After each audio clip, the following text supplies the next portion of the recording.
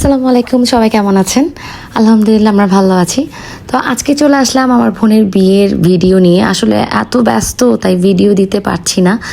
তো বিয়ে নিয়ে মানুষের অনেক রকমের ইচ্ছা আকাঙ্ক্ষা সব কিছু থাকে একটা মেয়ের জীবনে। তো আমরা চেষ্টা করেছি আমার বোনের প্রত্যেকটা জিনিস সুন্দরভাবে করা এবং ওর মনের মতো করার।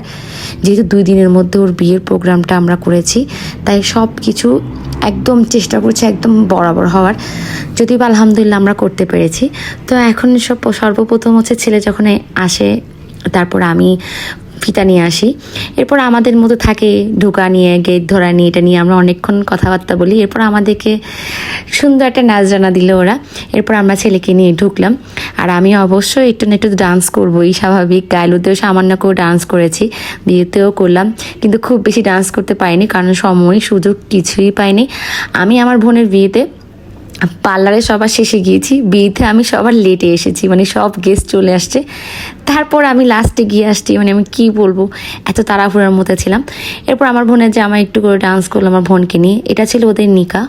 তো নিকার একটা স্টেজ করেছিলাম আমরা সুন্দর করে, আর আমার হাজব্যান্ডের আমি ওকে নিয়ে স্টেজে উঠেছি। এভাবে করে করতে চেয়েছি, সেভাবে করে হয়েছে। এটা ওরা দুজনকে দুপাশে বসিয়েছি। দেন এটা একটা নিকার স্টেজ ছিল। আল্লাহর অশেষ রহমতে ওদের বিয়ের নিকা নামাটা কাবিনটা খুব সুন্দর করে হয়ে গেল। সবাই ওদের জন্য দোয়া করবেন। এরপর দুজনেই রেজিস্ট্রিতে সাইন করলো, যা যা করা করলো। এরপরও শাশুড়ি ইচ্ছে ছিল ওকে একটা নোসপিন পরিয়ে দিবে, তো শাশুড়ি ওকে পরিয়ে দিল।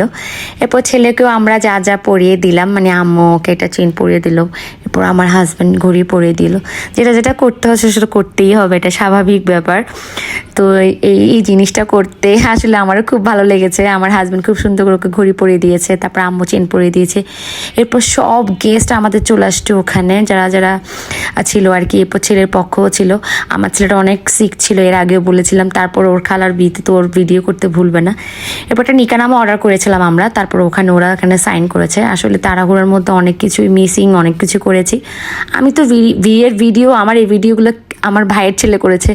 ও আসলে কি ভিডিও করেছে আমি জানি না, যতটুকু আমি চেষ্টা করেছি ভিডিওটা এডিট করে দেওয়ার জন্য। তারপর ওর বিয়ে যেহেতু সিনেমাটোগ্রাফি করেছি আমরা, তো ওইটাও আমি দেওয়ার চেষ্টা করব আপনাদের এখানে, আপনারা সবাই দেখবেন।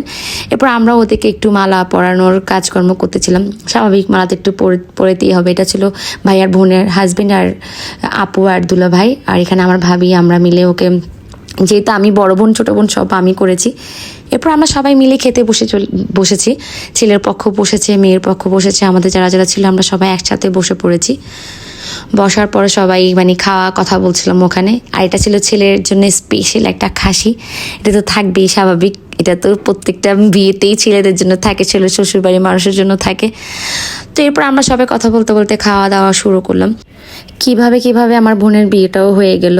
আসলে বোনের বিয়ে নিয়ে আমার অনেক আশা ছিল, অনেক কিছু করবো, এসেই করবো, কিন্তু হুট করে করেছি। তারপরে আলহামদুলিল্লাহ সব আশা পূরণ করতে পেরেছি, সব কিছু করেছি। 2-3 দিনের মধ্যে যা করেছি আল্লাহর কাছে লাখ লাখ শুক্রিয়া।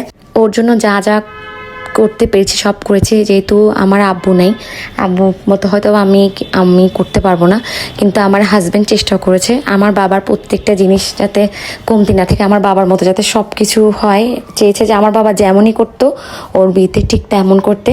তো সেজন্য ও বলছে কি কোনো কিছুরই কমতি রাখা যাবে না ওর বিয়েতে, সব কিছুই আব্বুর ইচ্ছা মতো, আব্বু যেভাবে বিয়ে দিত সেভাবে করে আমি ওকে বিয়ে দিব।